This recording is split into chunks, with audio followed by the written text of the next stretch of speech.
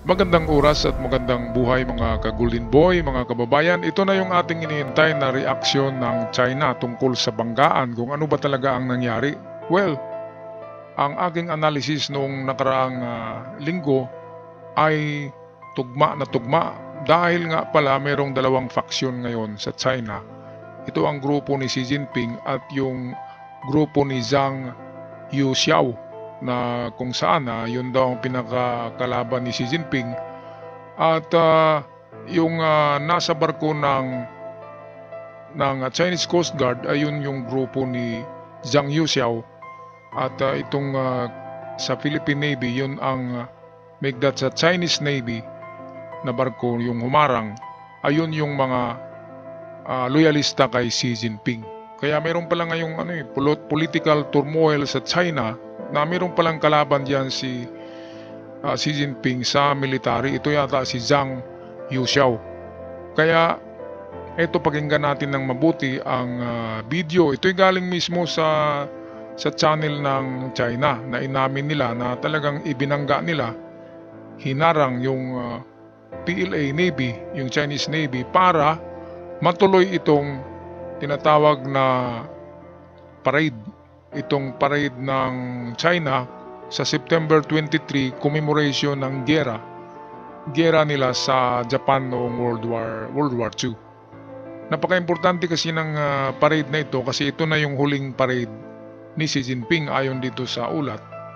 At pagkatapos ng parade na ito ay malaman natin kung ano ang aksyon ni Xi Jinping. Aatake na ba siya sa Taiwan? Kasi ito na yung huling parade niya, huling araw niya, na ipapakita niya ang kanyang pagka-decisive leader. Napaka pala no? Kung wala pala si Xi Jinping ay talagang tuloy ang gera kasi babanggain na talaga yung natin yung imbisuluan. Kaya meron pa palang natitirang kay Xi Jinping yung clarity of mind and judgment. Meron siyang tamang judgment, hindi yung bara-bara. Kaya pala matagal umatake si Jinping sa Taiwan dahil meron pala yung pagdadalawang isip.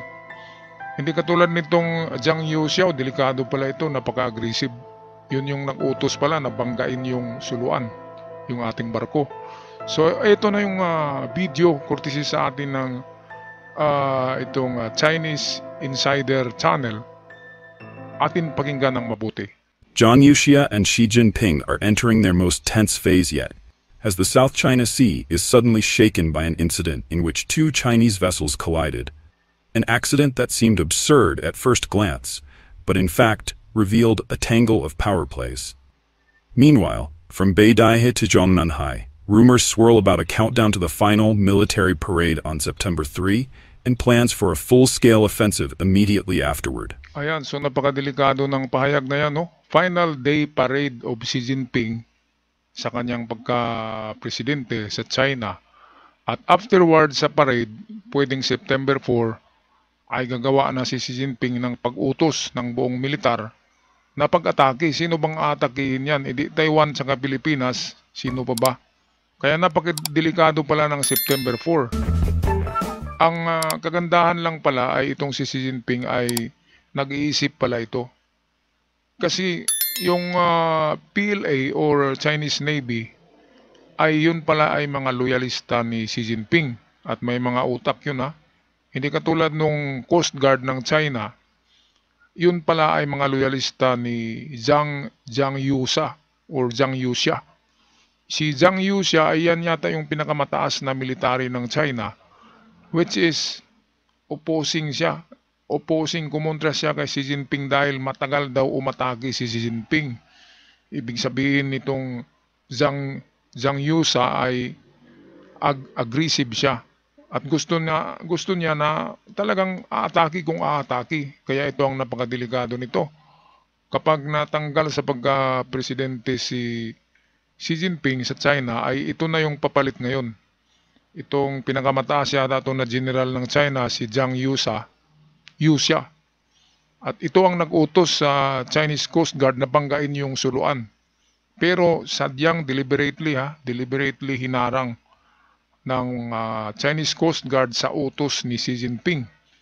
Dahil ayaw ni Xi Jinping na magkaano kagad, di ba? Magkakonfrontasyon kagad ang China at Amerika Dahil kapag merong ang namatay na Pilipino diyan sa WPS, ay diyan na papasok yung ating Mutual Defense Treaty. Invoke the Mutual Defense Treaty ng Amerika. So hindi na mangyayari yung 2027 na plano ni Xi Jinping na pag-atake sa China. So ang mangyari, unprepared pa ang China at maagang masyadong mangyari ang giyera na yan. Kaya ayaw ni Xi Jinping ng ganyan. So okay na rin pala, no? Kung hindi pala si Xi Jinping ang nandiyan sa China ngayon as president, kung itong si Zhang Yuxia ay napakadelikado pala ng panahon, mga kababayan, mga ka-Golden Boy. Patuloy tayo dito sa balita. Ito ay napakagandang balita dahil hango kasi ito sa mga pahayag ng Chinese military officials sa China mismo. Kaya atin pakinggan ng mabuti. At the same time, Wang Yang is said to have put forward 4 proposals that strike at the institutional nerve center, reopening the bigger question: which order will endure? Today, we follow the chain of events. The moment of impact between the destroyer Guilin and the Coast Guard ship 3104, was it an accident or a deliberate move to halt escalation? Why could a maritime incident ease diplomatic risks yet tighten the screws in an internal power struggle? The signals from Beidaihe, a transfer of power scenario wrapped in ceremony, and 4 leaked reform proposals. Let's peel back the layers to see what lies hidden beneath those calm waters. 2 Chinese ships collide, a hidden web of intrigue. On August 11, 2025, in the disputed waters between China and the Philippines, near Scarborough Shoal in the South China Sea, an unexpected incident unfolded. While the Philippine patrol vessel Suluan was escorting a supply ship delivering aid to local fishermen, the Chinese Navy's missile destroyer Guilin, hull number 164, and the Chinese Coast Guard ship 3104 arrived to block their passage. As the Coast Guard vessel sprayed water cannons in pursuit of the Suluan, the Guilin suddenly cut across its bow. The Suluan managed to avoid a collision, but the Chinese Coast Guard 3104 could not evade in time and slammed into the side of the Guilin. The bow of 3104 was severely damaged, nearly crushed out of shape, and immediately lost power, drifting motionless on the water. The awkward scene was captured in full by a professional photographer aboard the Suluan and quickly made public. After the collision, the Philippine patrol vessel offered assistance, but the Chinese side refused rescue. Former PLA Navy Lieutenant Colonel Yao Chen commented on X. At the moment of impact, a red mist could be seen spraying from the Guilin's bow. Ayan, so ito na, PLA Navy officer pala itong nagkomento na nagsabi na nakita niya yung pulang dugo na nandun sa dagat ng pagbangga kaagad. Ibig sabihin, tama din yung sinabi ko nung nakaraang linggo na paktay na yung insekto ay nayupi Kaya na naging sandwich. Sumabog yung katawan, nagiging pink ang dagat. Ito, totoo. Sinabi nitong opisyal mismo ng PLA Navy, Chinese Navy nagsabi nito At alam niya na talagang deliberately iniliko, inarang ng Chinese Navy mismo ang kanilang kasamang Chinese Coast Guard kasi hindi pala yan magkaibigan yung dalawang grupo na yan. Ang Chinese Coast Guard ay mga tauhan yan, loyalista yan ni Zhang Yuxia or Zhang Yuxia. At itong sa PLA Navy naman ay mga loyalista ni Xi Jinping. Kaya yun pala ang nangyayari. Hindi pala kontrolado ni Xi Jinping lahat ng military sa China. Mayroon din palang isang mataas na general yan. Yan ang nagplano na ikudita si Xi Jinping. Yang si Zhang Yuxia. Na ayan. Na kapag, napaka-agresibo kasi ng general na ito. Napaka-delikado. Kapag ito ang uupo sa China, delikado tayo dahil agresibo talaga. Siya yung nagutos palagi pala na bumbiruhin tayo at banggain At si Xi Jinping naman, yun yung kalmado lang pala na pagdesisyon. Kaya mayroong mga kalkulasyon si Xi Jinping. Ang kalkulasyon ni Xi Jinping ay sa year 2027 pa siya aaksyon sa pag-atake sa Taiwan. Pero hindi, sabi ni Zhang Yuxia na hindi, ngayon na. Kaya pala yun ang talagang sadya ng Coast Guard ng China na banggain ng Suluan. At ngayon nakita ng Coast Guard ng China na halos malampasan na ng destroyer ang ating suluan, pero bigla itong nagbagal at lumiko pakaliwa. Yun pala ang desisyon ay para harangan talaga kasi merong napaka-importanting araw sa September 3 na mangyayari sa China. Yun yung kanilang National Day Parade. Yung National Day Parade nila, commemoration yun ng World War II. At doon daw ang huling parada ni Xi Jinping. Ingrandia na parade kasi yan ang huling parada ni Xi Jinping sa kanyang military at sa kanyang mga loyalista. September 3, tandaan yung mga kababayan kasi September 4 daw, right after the parade, ay mayroong gawing desisyon ang kalaban ni Xi Jinping dyan sa hanay ng military. Kapag hindi raw action si Xi Jinping, wala daw gagawing malaking pag-atake after the parade. Kinabukasan ay merong mangyayaring turmoil or kaguluhan kasi gusto nang mag-take over itong grupo ni Zhang Yuxia kay Xi Jinping dahil pinapatagal daw ni Xi Jinping yung pag-invade ng Taiwan, kaya napakadelikado pala ito. Pag nawala si Xi Jinping, mas delikado pala eh. Kaya ito, balikan natin ng video, courtesy ito natin sa mga channel dyan na China Insider. Fused rescue. Former PLA Navy Lieutenant Colonel Yao Chen commented on X. At the moment of impact, a red mist could be seen spraying from the Guilin's bow, possibly blood. The anchor compartment in the bow is very small and usually unmanned when a ship is underway. But 3 people were there, including one rigging offender, who may not have been so fortunate, very likely killed. Analyzing the cause, primary responsibility likely lies with the destroyer. The Coast Guard was already in close pursuit. There was no need to cut in. Moreover, crossing so close ahead of a high-speed Coast Guard ship makes it nearly impossible to control the speed and heading of a 7,000-ton vessel. Ayan, so sabi ng Navy ay hindi na kailangan na liliko pa ang destroyer dahil sa itong malapit na naman ang Chinese Coast Guard at pwede na nilang bomberuhin at banggain itong ating MV Suluan. Ngayon, makikita naman yan sa destroyer, di ba, ng kapitan na malapit ng banggain, bakit liliko pa sila? Kasi marami sa ating mga kababayan ang one-sided lang yung pagtingin na yung dalawang barko daw ay babanggain daw ng sabay yung ating suluan. Hindi yun ganun. Ang talagang babangga lang ang yung Coast Guard. Ang Philippine Navy ay mga tauhan pala yan ni Xi Jinping na medyo kalmado lang ang pag-iisip. At wala silang planong banggain ha. Ang yung babangga talaga ay yung Coast Guard na tauhan ni Zhang Yuxia. Napakadelikado yung Zhang Yuxia na military pala yan eh. Kaya ang nasa utak ay atake-atake lang. Kaya tamang-tama talaga yung analysis ko na yung kulay pink, yun nga yung dugo nandun sa naglagay ng guma sa bow ng barko sa dulo. At 3 pala yun ha. Sabi ko 2 lang. 3 pala, kaya pala talagang pulang-pula yung dagat. At hindi lang tayo yung nakakita, marami pala. Totoo pala yun. Ngayon, malinaw na deliberately sinadyang hinarang ang destroyer ng China sa Chinese Coast Guard mismo dahil magkalaban pala ito na paksyon. Xi Jinping versus Zhang Yuxia. Yun pala, Xi Jinping ay sa panig ng destroyer, ang Chinese Coast Guard ay sa panig ni Zhang Yuxia. Kaya yan pala, meron palang dyan, parang alitan inside the Communist Party of China. Okay, patuloy tayo dito sa balita kasi napakaganda nito.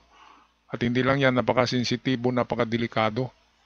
Kasi right after September 3, yan kasi yung last parade ni Xi Jinping na ipakita yung kanyang military prowess or military might.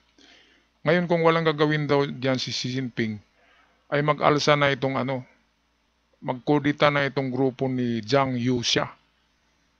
Kasi nakikita nila na pinapatagal-tagal lang ni Xi Jinping ang ang mga desisyon. Pero yun pala, itong si Xi Jinping ay pala ito may pagka-democratic mind pala ito. Hindi pala ito yung iniisip natin na talagang Chinese. Kasi nga yung anak ni Xi Jinping nandun pala sa Amerika yung babae. At nahuli nga doon At hindi talaga aamin na anak siya ni Xi Jinping. Kaya yan, meron daw korupsyon si Xi Jinping Kaya patalsikin daw yan magkaroon ng sa taon lang na ito ng military coup d'etat sa China kapag hindi aatake si Xi Jinping sa Taiwan. Kasi nakaplano na kasi yan. Ngayon yung general na yan na pinakamataas sa China, si Zhang Yuxia, ay yan pala yung mag-take over sa coup d'etat. Siya yung maging presidente. At yun yung mahirap. Kasi makitid ang utak, gusto ka agad aatake. Hindi katulad kay Xi Jinping na, harangin muna natin yung Coast Guard ni Zhang Yuxia. Kasi mag-parade pa ako sa September 3. Kung magkagulo na dyan, di ba, dahil sa siguradong patay lahat ng crew natin kasi binabangga na malulunod yun. Nandun lang sa horizon yung dalawang destroyer ng Amerika at nakikita yan. At yan yung spark umitsa ng gulo, start of World War III, kapag nabangga yung ating MV Suluan. Dahil mag-umpisa ng mabuksan o mag-umpisa na yung ating treaty with America. Yung treaty natin na ironclad. Kapag na meron ng namatay dahil sa inunahan tayo ng China, ay meron talagang mitsa na mag-spark at magliyab. Kaya mas mautak si Xi Jinping kaysa itong isang general na to. Kaya pasalamat na lang tayo kay Xi Jinping at kalkulado yung kanyang mga galaw. Very calculated kasi sinasabi pa niya na sa 2027 na ako aatake sa Taiwan. Pero yung isa, yung general, sabi ngayon na. Kaya napakadelikado yung isang general na yun, mga kababayan. Kaya ito, balikan natin. Pagpatuloy natin ang video courtesy ng China Insider. Judging by the collision impact, the destroyer may have been going over 15 knots. The question is, why did it cut in at high speed in such a dangerous situation? US-based political commentator Tang Jingyuan noted that more than a day after the collision, China was still searching, suggesting little hope for the missing Coast Guard crew. Meanwhile, Chinese state media remained completely silent on the matter. Tang argued that the crash between the two Chinese vessels was linked to the secretive Beidaihe conference. From the footage, if the Suluan had moved just a little slower, it might have been rammed and capsized by the Chinese ship, putting over a dozen Filipino sailors in mortal danger. Such an incident could have triggered a severe diplomatic crisis, possibly even military confrontation, between China and the Philippines. At this moment, neither Beidaihe nor Zhongnanhai, especially Central Military Commission Vice Chairman Zhang Yuxia and senior CCP elders, wanted any surprise crises. A major political or military incident could disrupt the Beidaihe proceedings, which would ultimately benefit President Xi Jinping. The PLA Navy is considered a stronghold of former CMC Political Work Department Chief Miao Hua, a bastion of the Xi faction in the military. That makes the Guilin's risky maneuver potentially more politically loaded than it appeared. According to Tang, the PLA is now purging the residual poison of Miao Hua's influence. The Xi faction is on shaky ground. Ayan, so napakadelikado. Yung nakaputi kanina, yun pala ay admiral ng Chinese Navy. Yun pala ay tauhan ni Xi Jinping. Kaya pala kontrolado ni Xi Jinping ang ang Chinese Navy. Kontrolado ni Xi Jinping dahil yung admiral doon ay kanyang tauhan. Ngayon, on shaky ground na pala itong grupo ni Xi Jinping, yung faction niya. Dahil nandiyan na yung sinasabing coup d'etat nitong Zhang Yuxia. Zhang Yuxia, itong nasa likod niya. Yan pala ay kahit magkasama sila, kalaban pala yan Kasi iba kasi yung pag-iisip ni Xi Jinping. Medyo may pagka-western na yan. May pagka-democratic na yan. Ngayon itong si Zhang Yuxia ay talagang hardcore na Chinese communist. Sa mukha pa lang ay talagang Mao Zedong yung itsura Kaya napakadelikado. Kailangan manatili diyan si Xi Jinping hanggang 2028 para walang gulo. Kasi kalkulado ang mga galaw ni Xi Jinping kalkulado para sa ekonomiya ng China. Hindi katulad nitong Zhang Yuxia na barabaray. Tingnan nyo naman yung utos ni Zhang Yuxia sa Chinese Coast Guard. Oh, banggain nyo na yan. Yang lapit-lapit na, di ba? Mga 10 metros na lang yun eh. At biglang lumitaw ang biglang lumiko yung destroyer na tauhan pala ni Xi Jinping. Inutusan na harangin nyo na yan kasi magkagulo. Hindi matuloy yung parade eh. Yung parade ay para yun sa kay Xi Jinping, yung September 23 na day parade na importante yan sa China kasi yan yung araw na independent sila sa Japanese occupation noong World War II. Okay, so ito na nga mga kababayan, nalinawan na tayo kasi yung spekulasyon natin ay akala natin mga turpi itong mga kapitan ng barko ng China. Akala natin mga bulag na hindi nila nakita na magbanggaan sila. Ito pala deliberately na ginawa. Ibig sabihin, sinadya. Dahil nga magkasalungat ang pag-iisip ni Xi Jinping at itong kanyang general na ito. Dapat i-eliminate ni Xi Jinping itong general na to. Kasi ito ang magpabagsak sa China eh. Kung bara-bara silang gumalaw na basta na lamang diyan may lulubog na barko ng Pilipinas, ay siguradong mag-spark na yung gulo. At diyan talaga mag-start yan kasi ready na ang Amerika eh. Ay sigurado yung dalawang barko na PLA, palubugin yun ng destroyer ng Amerika. Kung ganun na pinalubog nila yung ating MV Suluan, ganun talaga ang mangyayari nun. Kaya tama lang yung desisyon ni Xi Jinping na iharang ng sadya. Bahala na kung magbanggaan na yan. China to China lang ang labanan, di ba? Kaya yun, nagiging spotlight tuloy. At hanggang sa ngayon, hindi nila inamin na namatay yung kanilang 3 crew. Klarong-klaro naman na naging pula yung dagat, di ba? Kahit ngayong admiral ng Chinese Navy ay sinabi na dugo yun. Klarong-klaro. Kaya yun, akala ko gawa lang ako ng kwento noong August 11, totoo pala lahat ng sinabi ko, mga ka-Golden Boy. Kaya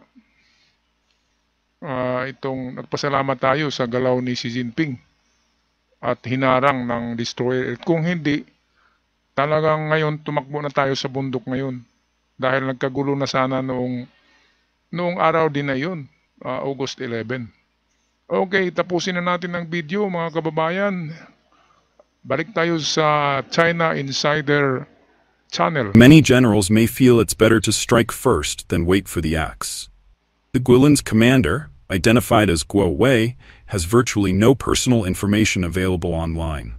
Whether or not Guo intentionally caused the crash, Tan believes the absurd incident helped Zhang Yuxia and the party elders avoid a crisis that could have derailed Beidaihe, without sparking international outrage, and sped up the purge of the Xi faction's lingering elements.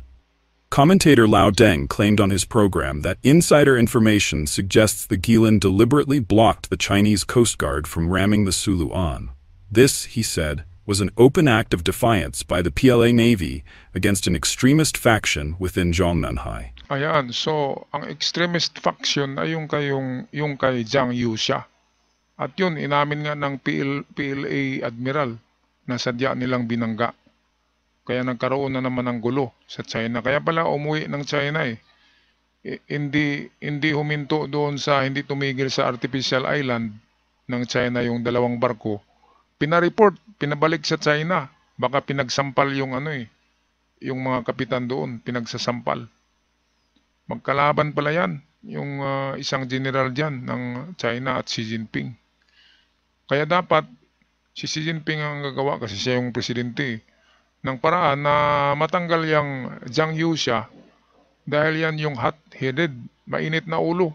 Gustong atake kaagad. Grabe. Delikado tayo nito kasi gusto nila atakihin right after the parade.